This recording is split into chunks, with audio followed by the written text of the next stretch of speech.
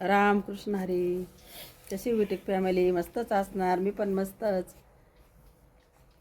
तर शेतात आली होती आज, थोडं पेरायचं राहिलं तर ते पण पेरून घेतलं. आणि जिथं मका काढली ना आपण तिथं ते मक्याच्या खाली कागद होता, ते कागदावर इतके दाणे सांडलेले होते. ते मकाच्या ते बिट्ट्या म्हणते, ते बिट्ट्या भरायच्या राहत्या बाकीच्या, त्या भरून बाजूला टाकून दिल्या. आणि त्याच्या खाली खूप दाणे निघाले, पण त्याच्यात खूप माती होती बरं का. तर मी ते बघा, ते मातीतून एवढे दाणे बाहेर काढले. हे बघा एवढं गमिलं भरलं, स्टीलचं पायलीचं गमिलं आहे. तर एवढे दाणे मी निसून काढले हाताने. ही बघा ही माती. तर याच्यातली काही माती ना तिकडं नेऊन फेकली, काही समोर तिकडं नेऊन टाकली, कारण इथं जागा कमी पडत होती ना. मग जेवढं नेसली तेवढी माती तिकडं परडी फेकली मी. आणि एवढी माती आता त्याच्यातून एक एक दाणा निसून काढला गावाने मी खाली वाट्यावर. तर बघा, म्हणजे मातीमध्ये दाणे कालवल्या जात्या, तर काही काढत्या काही नाही काढती, पण काढायला पाहिजे. तर दाणे ही आपली एक लक्ष्मी आहे. आणि दाणा मातीमध्ये कधीच फेकू नये. दाणे म्हणत्या म्हणजे आपण कसं म्हणतो, आपण माणसात बसलं पाहिजे, तसं त्या दाण्यांना पण वाटतं का आपण धान्यात जाऊन बसलं पाहिजे.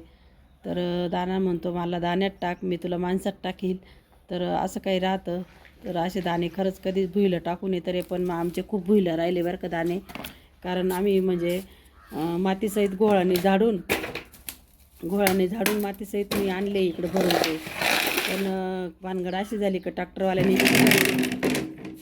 इतकी घाई केली ना, तर काही गोळा करायचे राहून गेले माझ्याकडून. तो म्हणे जाऊ दे, काय होत नाही त्याला, जाऊ दे, काय होत नाही त्याला. तर आता ते गव्हाला पाणी भरलं का ते गव्हाच्या आधी मकावर उतरून पडल. तर इतकी मका उतरल ना, आता त्याच्यामध्ये दाणे दाणे उडेल होते. ते व्यसनच झाले नाही आमच्याकडून. एवढे जेवढे जास्त सांडेल होते तिकडे आम्ही मातीसहित भरून चाळणीनं चाळून आणली इकडं निसायला. पण काही ठिकाणी खूपच राहून गेली.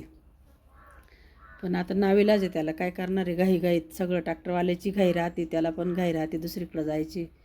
आपल्याच इथं कवर थांबून राहणार आहे तो. मग अशी काही आम्ही मकाची निसणी पुसणी केली आत्तापर्यंत, जेवणं केले. तर आता मस्त 1-1:30-2 वाजून गेले असतील बरं का. तर एवढी मका दिवशी पण आम्ही भरपूर मका काढली. अशी 20 किलोच्या पुढं मका निघाली बरं का. धान्याच्या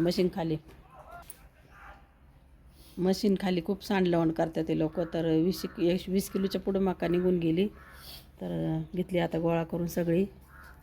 जाऊ द्या, चला आता गोळा करून घेतली. आता आवराआवरी करू, थोडंसं दरवाजा लावून घेऊ आणि जाऊ आता घरी.